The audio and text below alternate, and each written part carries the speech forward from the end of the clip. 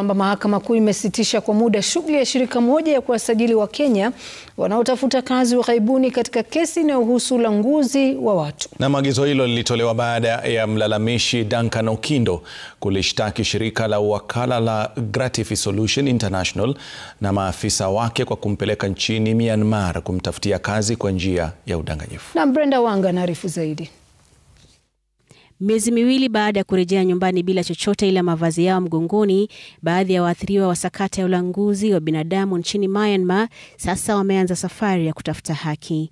Wamempeleka ng'ambo. Duncan Okindo ni miongoni mwa Wakenya walioelekea nje ya nchi kutafuta ajira, lakini mambo yalimwendea mrama. Amelishtaki shirika la wakala lililompeleka Myanmar. Kulingana na hati za mahakama, Duncan ameshtaki shirika la Gratify Solutions International Limited, Virginia Washeke Murithi, Boniface Owino, Anjeri Kihara na maafisa wengine wa shirika hilo anaodai walifanikisha safari yake kwenda Myanmar kwenye sakata ya ulanguzi wa watu. Kulingana naye, alikuwa ameahidiwa kazi ya mhudumu ya wateja jijini Bangkok, Thailand, lakini badala yake akasafirishwa kwa boti hadi Myanmar lazimishwa kufanya kazi ya uhalifu wa mitandaoni. Na connection ya huko Scam City, but I didn't know ni Scam City at first because walikuwa na feature. Kadhalika, Duncan anadai kuwa shirika la Gratify Solutions linajihusisha na ulanguzi wa watu na utumwa mamboleo kinyume na haki za kibinadamu.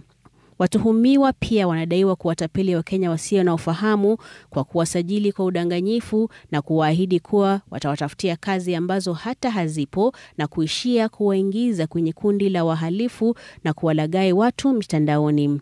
Mahakama Kuu imetoa agizo la kusitisha kwa muda shughuli za Gratify Solutions na maafisa wake za kusajili, kusafirisha au hata kujihusisha na shughuli za kuwatafutia Wakenya kazi ughaibuni. Kesi hiyo itasikilizwa tarehe 12 mwezi huu.